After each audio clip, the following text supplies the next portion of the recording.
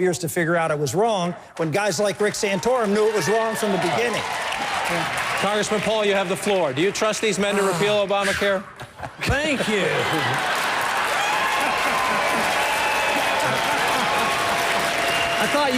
I thought maybe you were prejudiced against doctors and a doctor that practiced medicine in the military or something. No, I want to address the question. The gentleman asked whether he thinks we can repeal Obamacare. Theoretically, we can. The likelihood isn't all that good. We can diminish some of the effect, but I'm more concerned about a bigger picture of what's happening, and that is government involvement in medicine. I had the privilege of practicing medicine in the early 60s before we had any government, and it worked rather well, and there was nobody out in the street suffering with no medical care.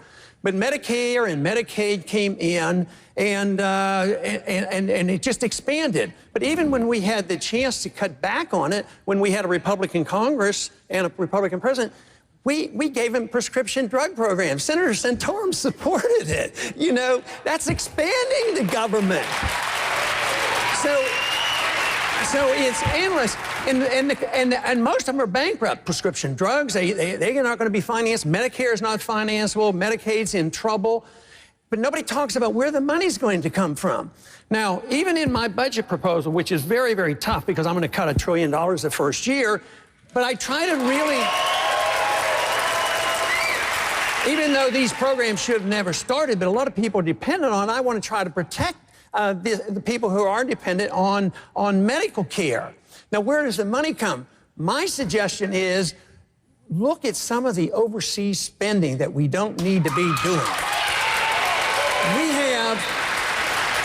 We have troops in Korea since the Korean War, in Japan since World War II, in Germany since World War II. Those are subsidies to these countries. And we keep fighting these wars that don't need to be fought. They're undeclared. They never end.